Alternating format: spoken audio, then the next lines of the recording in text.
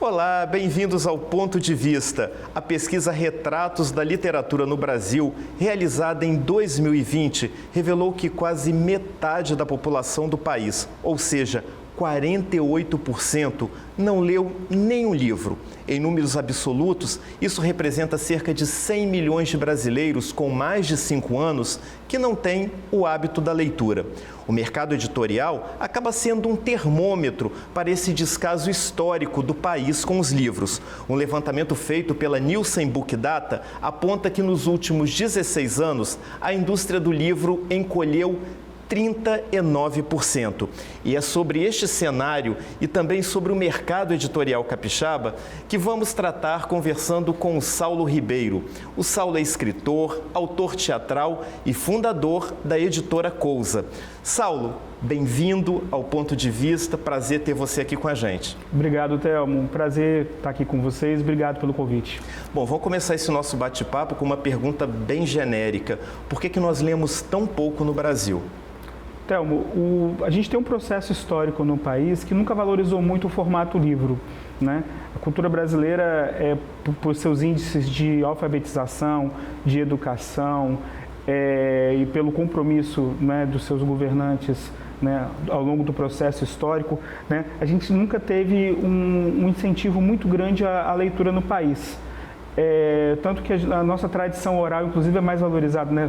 Muito da nossa grande literatura acaba virando música, por exemplo, né? Dos nossos grandes poetas, tal, essas coisas. Mas eu acho que a gente vem passando por uma superação desse momento, não por iniciativa governamental, mas por uma questão da base mesmo. Acho que tem movimentos se organizando, né, e valorizam o livro também, né? Tipo, eu acho que existe uma leitura subnotificada no país. Como os números são muito vinculados a editoras ou a gráfica, né, ao mercado de gráfico ou ao mercado editorial, né, a gente acaba não conseguindo entender, às vezes, que um livro ele pode ter mais leitores do que o que a gente imagina que ele tem historicamente, né? Livros em projetos que ficam na rua, disponíveis lá para as pessoas lerem e tal, né? Pontos de cultura, etc. Então, eu acho que existe uma coisinha, um cenário um pouco melhor, mas que ele seria um momento perfeito para uma ação governamental poderosa e efetiva para a gente poder melhorar, né? Ou seja, a gente tem a base, uma base sendo construída que ela poderia ser incentivada para ela ser efetivada mesmo, para ela poder existir de fato no país. Essa ação governamental, ela começaria pela escola? Pois é, a gente tem o ensino fundamental, né, as séries iniciais, o Fundamental 1, Fundamental 2, os professores acabam trabalhando com a leitura porque é preciso trabalhar a alfabetização, então o livro chega nesses lugares. Tem chegado menos do que chegava antes, mas o livro sempre chegava nesses lugares como até uma ação, né, de alfabetização. Só que a gente tem, quando passa dessa fase escolar, aquele menino que tinha o livro disponível na escola, chegava ali, o professor trabalhava livro com sala de aula, contava história para aquelas crianças, quando chega no ensino médio isso desaparece. No ensino médio, se você não tiver um professor que seja um ativista de leitura, né, acabou. Ou seja, a ação no ensino médio, ela depende de um professor, né, militante da leitura para isso acontecer. Se eu não tiver isso na escola, a escola não tem nada, né? Então a gente precisa de ter uma ação no ensino médio eficaz para construir leitores no país. Até porque também, né, tanto as crianças quanto os adolescentes e os jovens têm um concorrente aí de peso com o livro, né? Que é a internet e os games, né? Sim, por um lado sim, mas por outro também, a gente tem que entender que a literatura, né, ela é anterior ao formato livro, da forma como a gente conhece, né? A escrita, ela não surge no formato livro, os mitos, as histórias, eles não surgem no formato livro. Existem povos até hoje sem livro, mas com história, povos com tradição de narrativa e tudo isso. O que eu vejo, por exemplo, em relação a games, em relação à internet, é que isso pode ajudar a criar leitores e pode ajudar, né, no processo, inclusive, do livro depois. Porque a gente tem game, por exemplo, que vira livro, ou livro que vira game, né, tem filme que vira livro, livro que vira filme, que é até o mais convencional, e por aí vai. Eu acho, inclusive, na internet você tem também um incentivo que muita gente vai para a internet para escrever, né? E acaba tendo leitores na internet. Então, alguns gostam de continuar as histórias dos livros que gostam, né? São as fanfictions. Então, eu vejo assim que a gente está no momento que as coisas podem melhorar. Bom, falando em as coisas podem melhorar, o que precisa ser melhorado no mercado editorial brasileiro? É uma dificuldade muito grande hoje se editar um livro no país? O mercado editorial, Thelmo, ele depende muito, mas muito, do incentivo governamental. Do incentivo tributário, né? Do incentivo em termos de financiamento, de subsídio, porque livro não é uma coisa barata, livro é uma coisa cara. E se a gente quer que ele chegue de maneira, né, mais eficiente aos leitores, com um preço melhor, você tem que ter uma ação governamental aí. Um exemplo, cinema. O cinema é uma arte cara, mas dificilmente um filme se paga com bilheteria. Você precisa de outros financiamentos aí, de outros mecanismos, né, que não a bilheteria. Né? O teatro também. Então, a gente tem que pensar também o livro dessa forma. O livro também tem que ser subsidiado para chegar às pessoas, porque existe um público querendo consumir o livro, mas é muito difícil pagar 50, 60 reais num livro, né, num país em que comprar uma cesta básica é difícil. Já que nós estamos falando de ação governamental e também subsídio, né, eu tenho uma informação aqui que existe uma lei no Brasil que isenta o mercado de livros de pagar PIS e COFINS, né? Mas uma proposta de reforma tributária, ela prevê o fim desse benefício fiscal, fazendo assim com que o mercado editorial pague uma alíquota que pode chegar a 12%. Isso seria uma pá de cal no mercado editorial brasileiro, que já enfrenta dificuldades, não?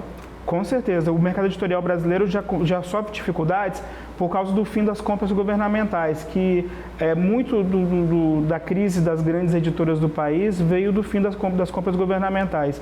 Se você aumenta ainda o valor do livro, depois de tudo que ele já aumentou, né, por causa de papel, por causa de insumo gráfico e logística, né, você está colocando o livro para uma pequena parcela de uma elite que pode pagar por esse livro, e muitos deles, inclusive, nem querem pagar por esse livro, né? A gente, como está no cotidiano ali de levar o livro, eu vejo o desejo, eu vejo a vontade de gente que não pode pagar o livro querendo o livro, né? Então, essa coisa de que o livro é uma coisa da elite, então ele tem que ser caro, não importa se for barato, vai vender a mesma coisa que se ele for caro, isso é totalmente equivocado e não corresponde à realidade. Agora, se as grandes editoras elas enfrentam dificuldade, para as editoras independentes, então, essa dificuldade é dobrada ou triplicada, não?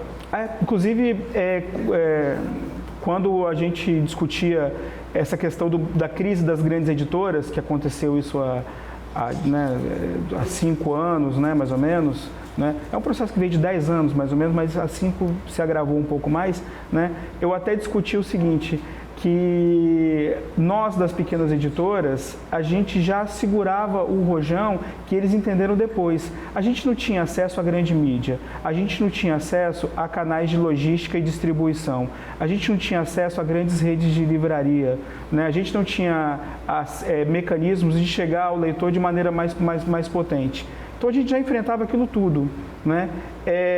De repente, os grandes jornais sumiram, as grandes redes de livraria sumiram e eles enfrentaram o mesmo problema que a gente, né? E por outro lado, a gente ganhou a internet com nossos mecanismos de chegar com loja virtual, né? De conseguir divulgar o livro né? Utilizando a criatividade nas redes, tal, e criando outros mecanismos. Eu dizia que a gente era as baratas da edição, né?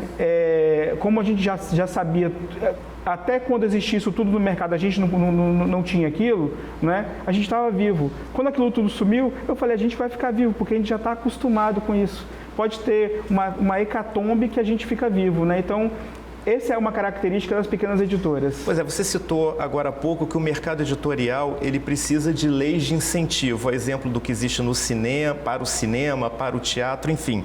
Agora, os clubes de livros, eles seriam uma boa alternativa também para esse incremento da indústria? Eu acho que sim, os clubes de livro, né? Outras iniciativas de promoção da leitura. Porque, Thelmo, o que a gente tem que entender é que não basta fazer um livro. Não basta tirar de uma gráfica 1.500, 2.000 livros e de repente, o que eu faço com esses 2.000 livros? Para onde que eles vão? Como que eles vão? Para quem que eles vão? De que forma que eles chegam?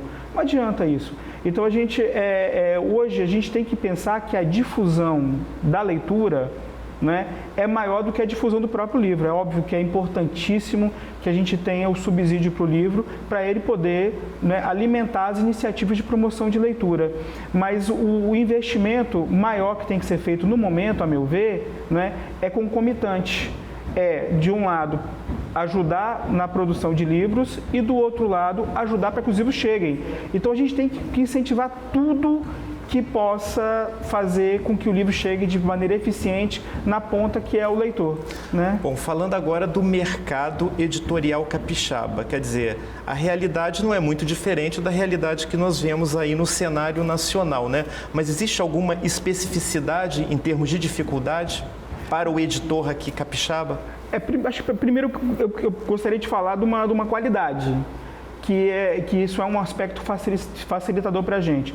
Nós temos uma diversidade de criadores e uma qualidade de criadores muito grande, né? Então, a gente hoje em dia tem grandes escritores produzindo no Espírito Santo e produzindo com uma qualidade editorial muito grande também. A gente tem editoras muito boas aqui, né? Não falo só da Cousa, que foi fundada pelo Rodrigo Caldeira, e eu entrei, eu roubei a editora dele praticamente, sabe? Roubei a editora e coloquei ela em outro lugar assim. Ele queria ficar fazendo livro em casa, de maneira artesanal, e está fazendo até hoje, né? Mas hoje em dia você tem a Pedregulho, por exemplo, você tem a Cândida, você tem a Maré, que são editoras produzindo com muita qualidade e produzindo e difundindo autores ótimos.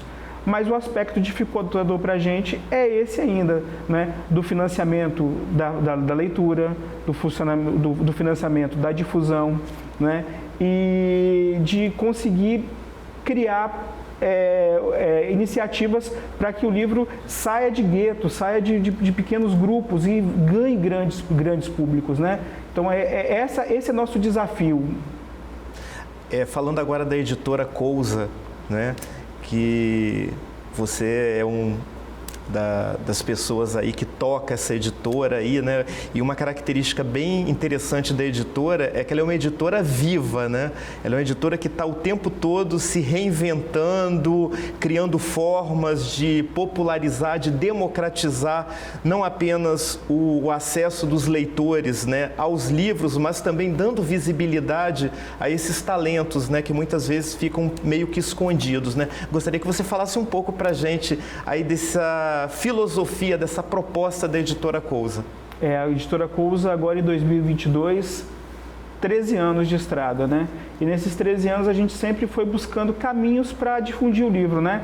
E assim, você chega num caminho e ele acaba, você chega numa parede, aí você tem que voltar e ir para outro caminho, aí você chega numa parede, Então, em 13 anos a gente empreendeu várias iniciativas, vários caminhos, alguns com mais sucesso, outros com menos sucesso, mas a gente percebeu que o que serve para o ano de 2015 não serve para o ano de 2016 necessariamente. Então, a gente tem que ir criando novas, né, novas condições para a gente poder levar o livro, né?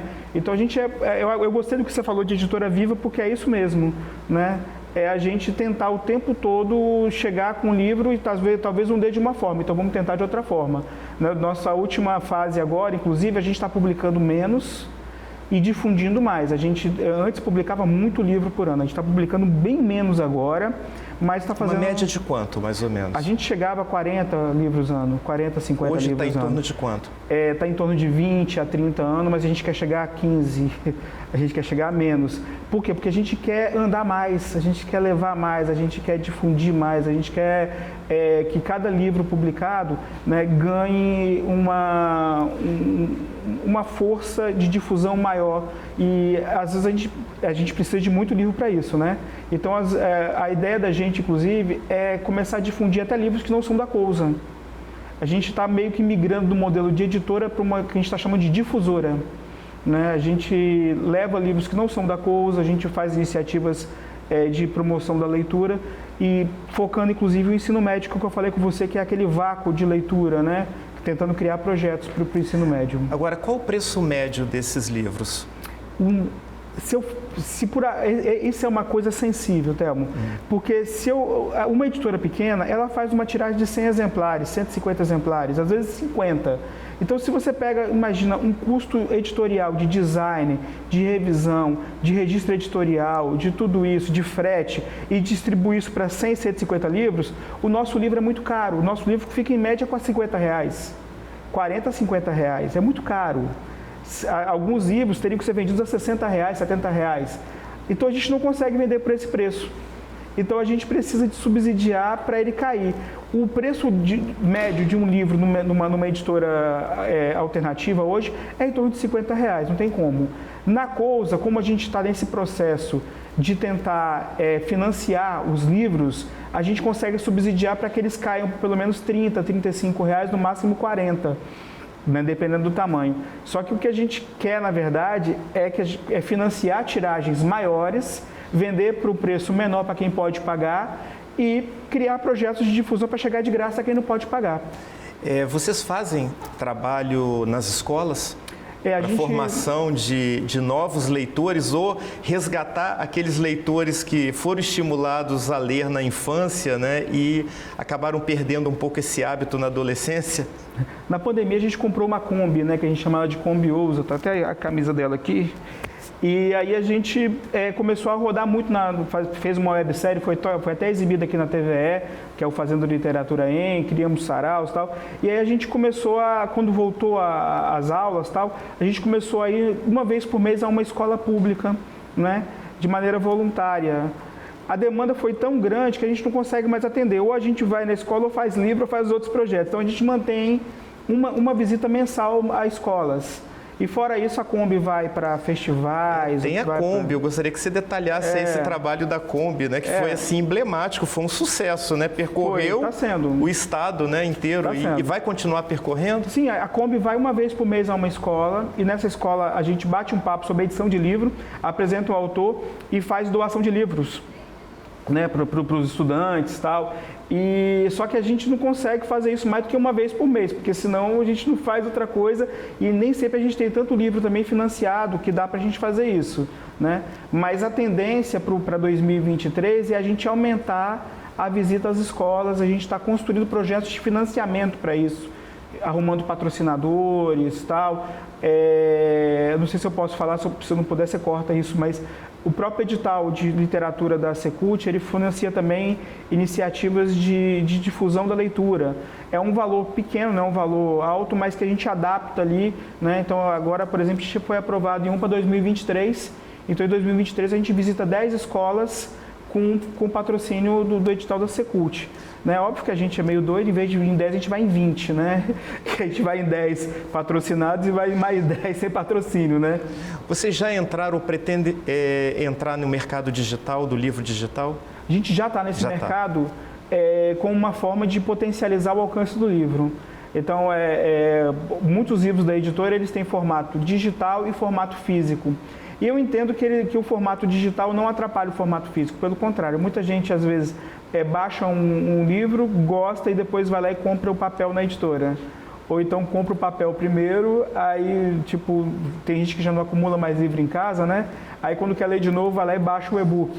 Bom, eu pelo menos sou muito conservador, ainda sinto a necessidade do livro físico. Eu também, para comparar, se eu fosse um churrasqueiro, eu seria um churrasqueiro vegetariano. Tipo, o churrasco é um e-book, eu faço, mas eu não como. O negócio é papel. Né? Mas você entende que é uma ferramenta vital e necessária nos dias de hoje. Inclusive no sentido de repositório, porque pode ser que, como as tiragens de livros são muito pequenas hoje em dia, né, livros podem desaparecer e às vezes no repositório digital eles vão estar disponíveis. Né?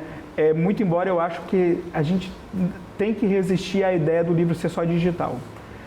Porque, assim como o repositório digital é importante para o futuro, o repositório físico também. A gente não sabe o que pode acontecer com as redes, né? Eu vou falar só um dado para você. Às vezes, vamos pegar uma nação tecnológica no mundo. O Japão, os Estados Unidos, uma nação tecnológica, né? Com tecnologia de ponta, etc. Todos os anos, a embaixada americana manda uma representante entrar em contato com a Cousa e ela compra o catálogo da Cousa inteiro, em papel, e manda para os Estados Unidos, para a Biblioteca do Congresso, para guardar os livros de literatura do Brasil. Então, se eles compram os livros da Cousa, o catálogo completo, todos os anos, e é até uma vergonha para você aí, gestor público, uma biblioteca nos Estados Unidos, financiada pelo governo americano, comprar o catálogo completo da Cousa todos os anos, e nenhum governo nunca comprou um livro da Cousa. Nenhum governo brasileiro, local, estadual ou federal. Tá? Os americanos compram, vocês não. Mas desculpa. Não, tranquilo, o recado está dado. Ô, Saulo, infelizmente o nosso tempo chegou ao fim, mas olha, agradeço demais a sua presença aqui no Ponto de Vista e sucesso para a Cousa e para o mercado editorial capixaba. Eu que agradeço, então, obrigado e estamos à disposição. E aí, quando você encontrar uma Kombi branca e vermelha na rua, pode chegar que tem livro dentro. Eu agradeço também a sua audiência, a sua companhia. Lembrando que na semana que vem estaremos de volta em mais um Ponto de Vista. Até lá!